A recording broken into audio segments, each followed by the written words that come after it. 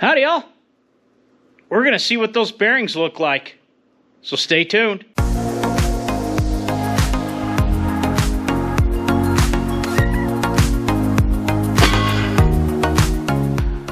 Of course I got Brutus over here to break those bolts loose on the back of the flywheel.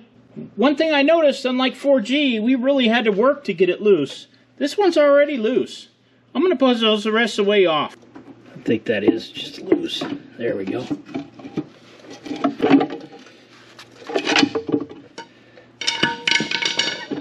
These things are so heavy, I'm thinking more of a controlled fall here than anything. There we go. Let's see if I got any in play. I'm not seeing anything. Nothing moving here.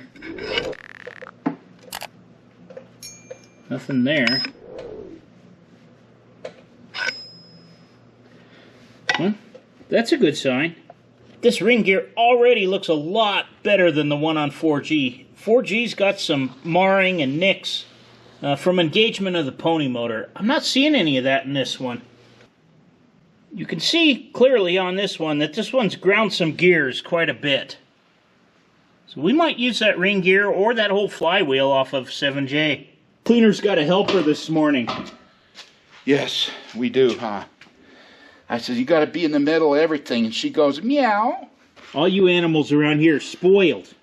When the idler gear goes on, you got to have this cam turned here to the, is that the C there? C, yeah, and then a C. And then the P has got to align with this one. Yeah. No, there's a C right there. Yeah. C to C. And then P to P. Yeah. So pull this guy off. I'm guessing C for cam and P for pump. 5B3071. That don't look too bad.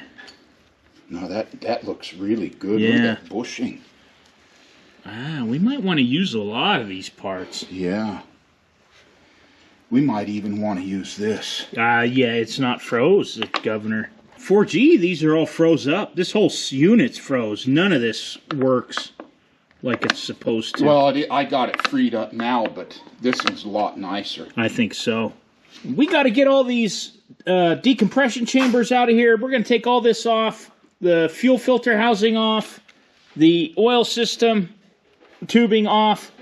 And that's done now. Got all that off of there. That Permatex really sticks to stuff, and it's a bear cat to get it loose. Okay, our cam should come out of here. And from what we're seeing, I like this cam, so I'm hoping it'll work in 4G, but we just realized something, Dad. What did we realize? The block part numbers are different. So, we're not sure exactly what will work in 4G's engine out of this engine, but we're very hopeful.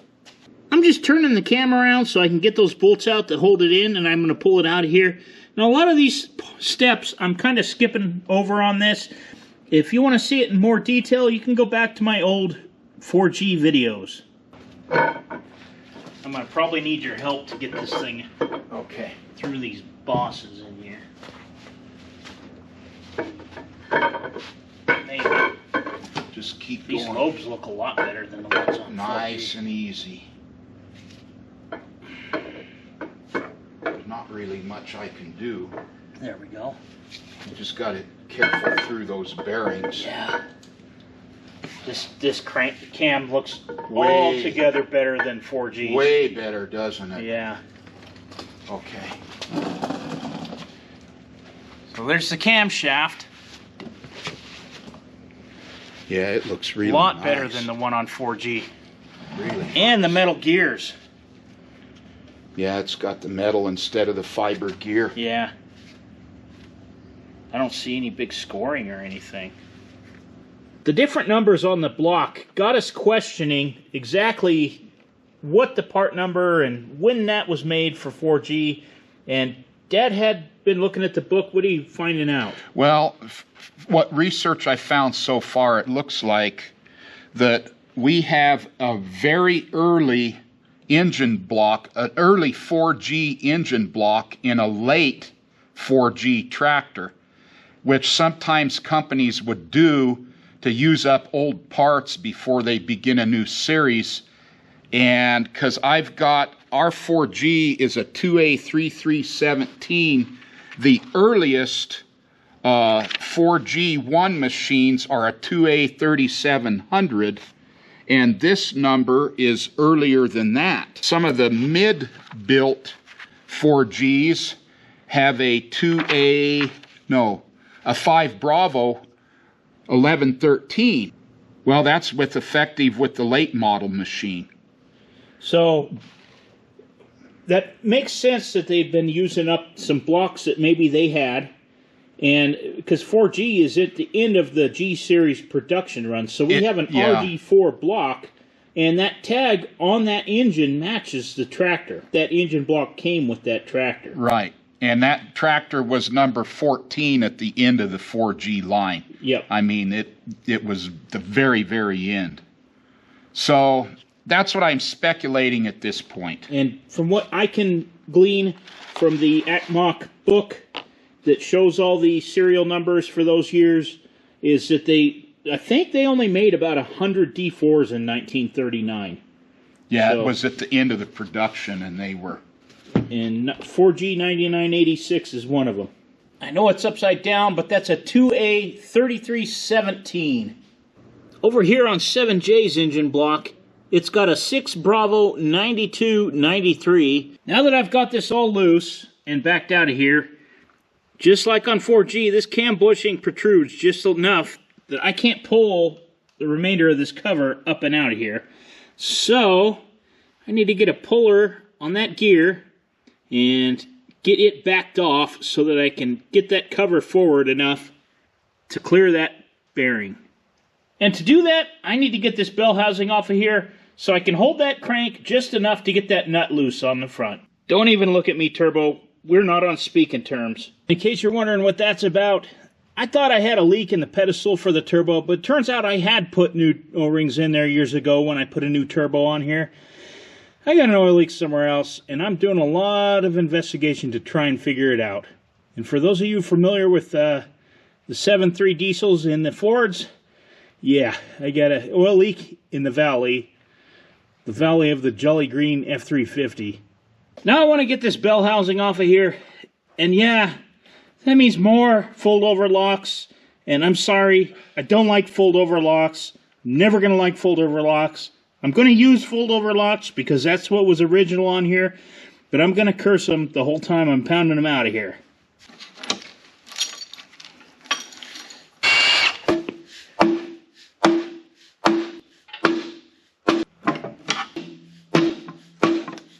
Well, hit it. There it goes. All yours. I'm going to put a couple of bolts back here into the crankshaft. Like so I can get a bar in here to hold it while we turn it. I put the bar back there, and we got the nut loose with that big pipe wrench. I know, pipe wrench, cringe, but it worked with a cheater, no problem. So I'm going to loosen that nut, and we'll see if we can pull those gears back far enough. Unlike 4G, this one's not stuck. This is the puller I made. I had to weld those bolts together to adapt it. She's coming. Good. Don't stop. I'm not.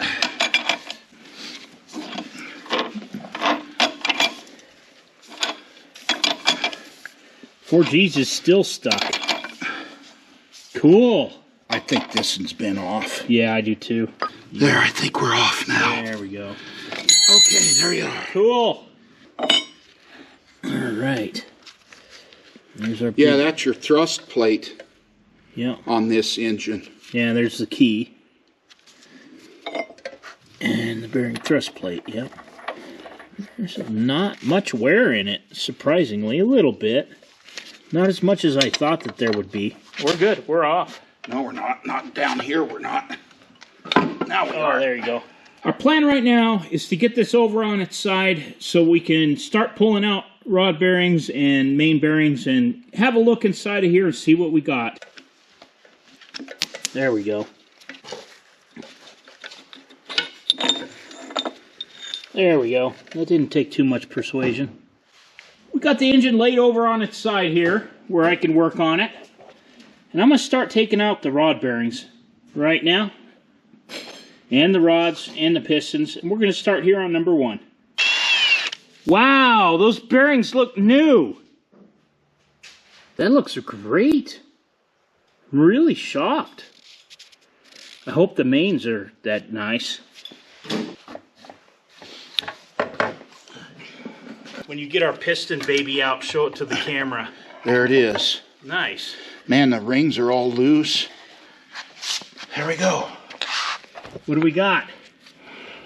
We do have a lot different story than 4G, don't we? Yeah, look at the rings are all nice and loose. All right, do you remember which direction this came out? Yeah, just like this. Okay, I got the cap over here. We'll put it right back on. Yeah. Pleasantly surprised here. Number 2's next. So far, I'm liking the way that this story reads, Dad.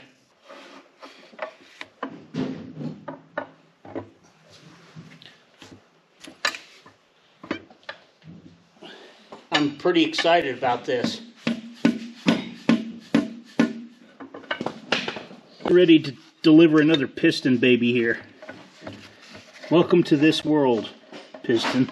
I was told that this had low compression on cylinder number 2. This cylinder also has some weird damage on the top of it from a seep-in injector, I think. But the top compression ring's broke, and the top oil ring is broke. There they are right there. Gonna take out number 3. None of this came apart this easy on 4G. Everything was a battle. Another good one, Dad. Huh? Another good one. Really. Truthfully. So far,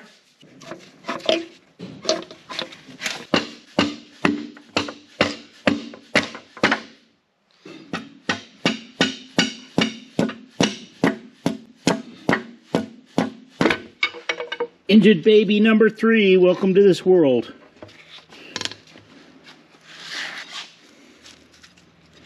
These rings are all okay yet. Even the oils. Time to get number 4 rolled around here where I can get those off.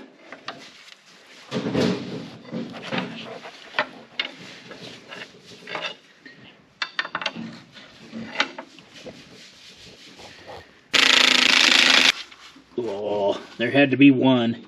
Oh, no, here it comes. All right, on. Exactly what I was expecting, so that's good, that's good.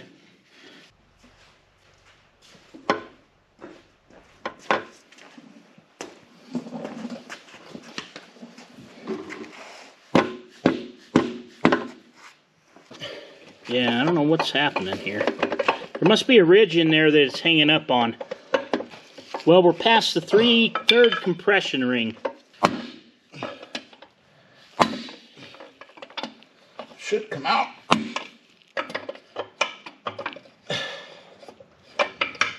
Cranks in my road. Spin it. There we go. Now we got it. A little bit of scoring on here, but all the rings look good and intact. They all loose? Yeah. And that bearing looks pretty decent too. Well, now you can look at the cylinders. I don't know what to name this engine, baby. The cleaner had a great idea. This is Sticky. Yeah. Welcome to the world, Sticky. I'm breaking these bolts loose on these main bearing caps, and we noticed something, that these are a little different than the ones on 4G. They're upgraded. You can actually get your hand in here and grab them. The ones on 4G are straight. You have real trouble getting them out of there. But this is taking a, what is that, 1 1/8 inch and a 3/4 drive with a cheater pipe, breaking them all loose, and then I'll buzz them off with my Milwaukee. And for reference, there's the difference in the bearing caps. There's the front on both 4G and 7J here. Before we go much further, I'm going to take this bearing cap off here. We're going to throw some plastic gauge in there and torque it back down and see what we got. This thing pulled right out of here. And again, bearings look pretty decent. Not terrible at all. Just notice that this is labeled number 2 right here. I don't know if you can see that on the camera. Might be kind of hard to see, folks, but we got a little bit of plastic gauge right there stuck to the crank and a little bit of grease to hold it. I'm going to put this cap back on and torque it down, and we'll see what we have. It's supposed to torque to about 120. I'm honestly thinking that this is going to be better than 4G, but I could be wrong.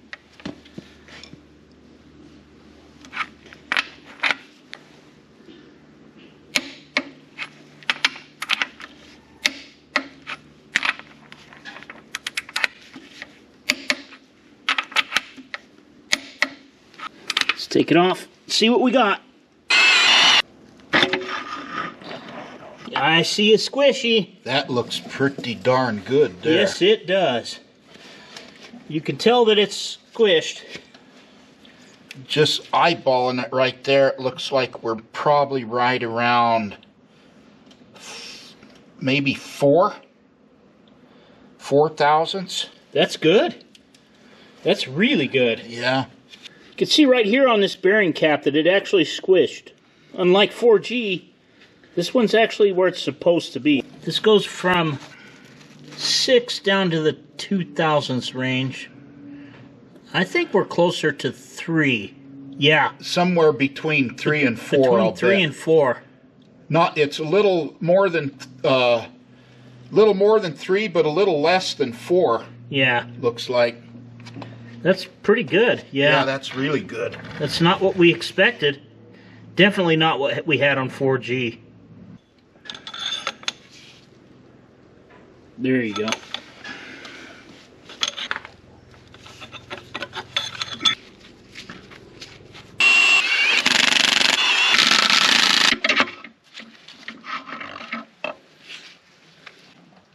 Nice. Another good one.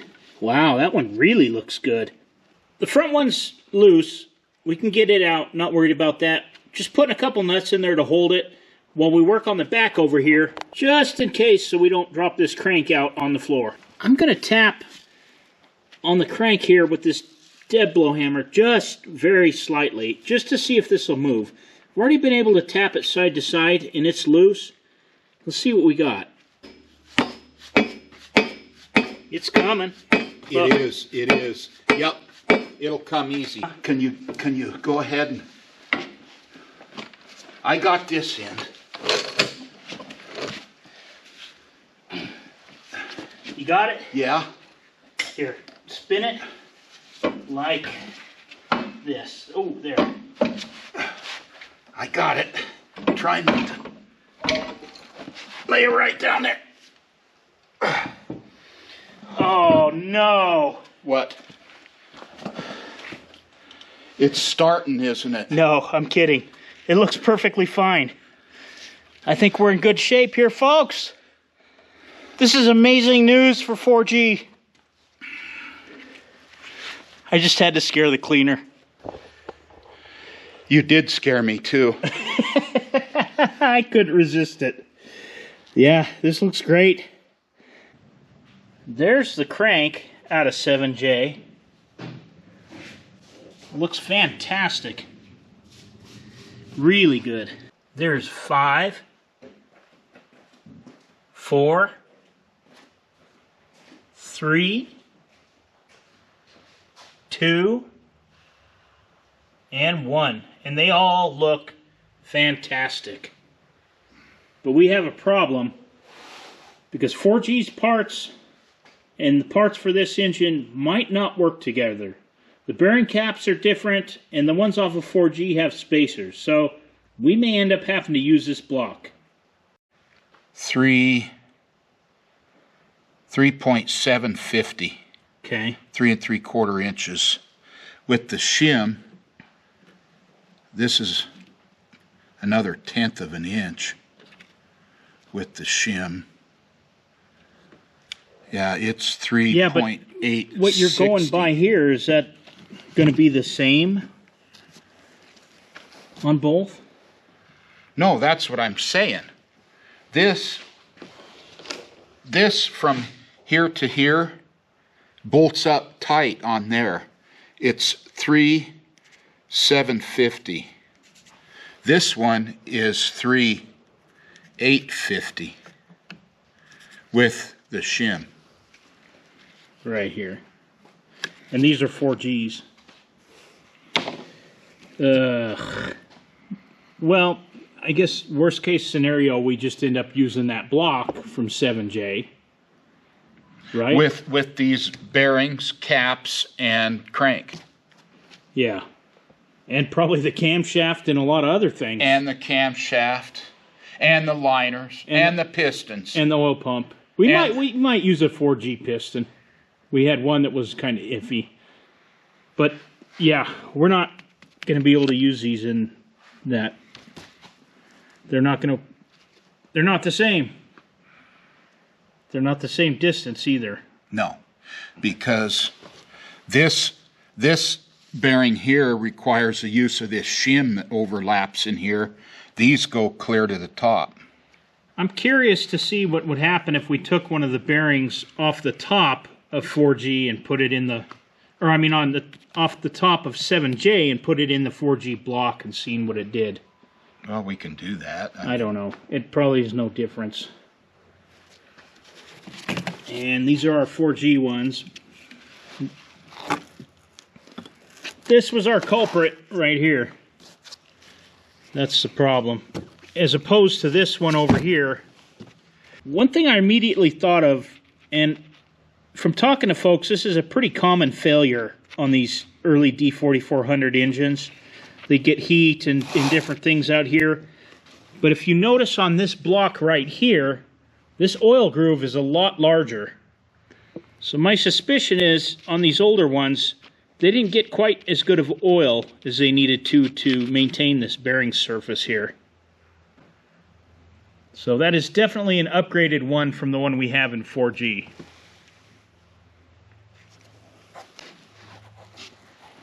What do you think? I think we're fortunate to have 7J there, and I think we're pretty much going to be using most of the main parts of that engine. Block, crank, bearings, liners, pistons, the whole 9 yards pretty much. I think you're right. This kind of illustrates our problem.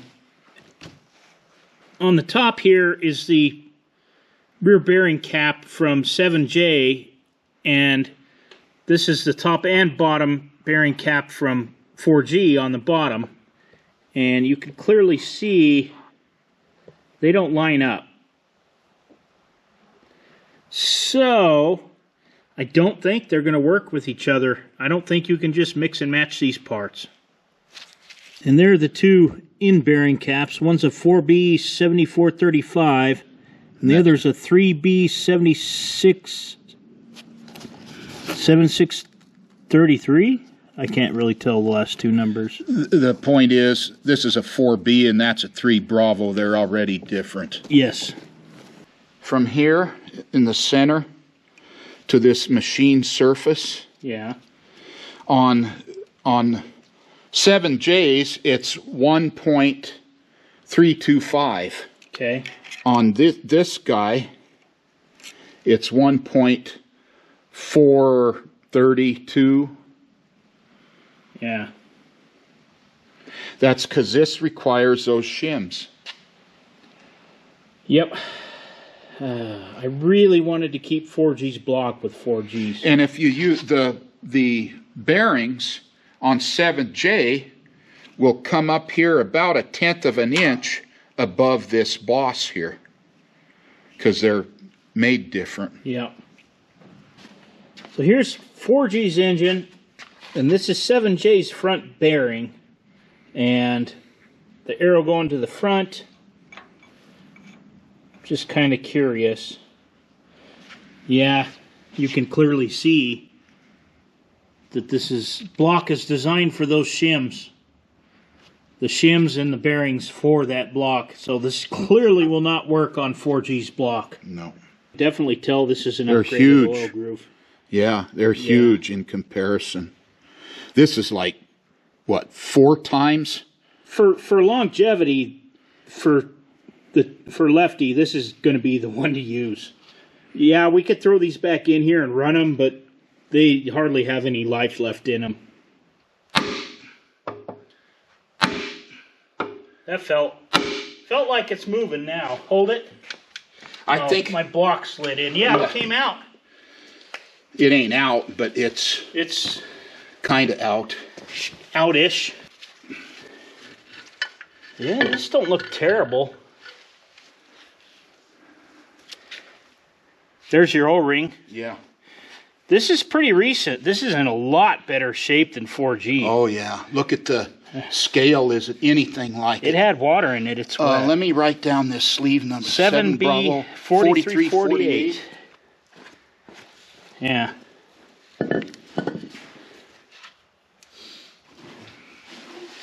don't know what that is. Scale, I guess? 7 Bravo 4348, right? Yeah. You just notice this has a big, deep pit in it. It's got more than one. Look down lower. Oh, yeah. She's a pretty ugly one. No good for this one. That one's trash.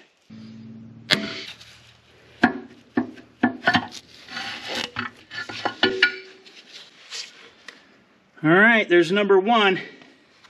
I can't believe how clean they look on the outside here. Yeah, they look pretty good. Got the 2 O-rings. Yeah, this one might be salvageable. Let's get number 3. There it goes. That popped her right out of there.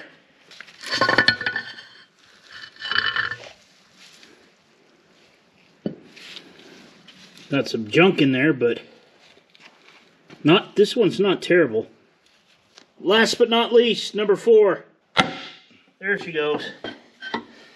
These are in a lot nicer shape than the ones on 4G were. That number 4 is always the one that's clogged up with stuff. It gets the heat. And it gets the flow doesn't go through. But it doesn't look terrible. Never-ending job, isn't it? Yep. Sure is. Yeah, but I think you like it. It feels good when it's done. Yeah. Big day out here. We got the camshaft out of 7J. We got the pistons out of 7J. The bell housing and flywheel are off. Got the crankshaft over here on the ground. The liners are out of the engine block. And the bearings and bearing caps off of 7J are right here next to 4G.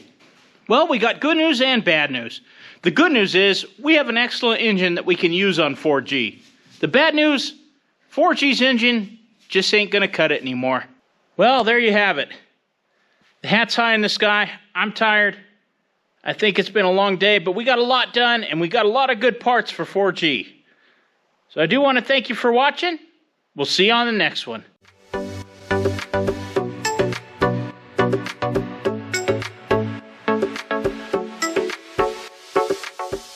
Hi. We got a dapper little gentleman that came here to visit us and have lunch with us today. Yeah. Are you interested in cleaning with the cleaner? Sure. Sure? I'm mini cleaner anyways. Yeah, you are mini cleaner now. Yeah.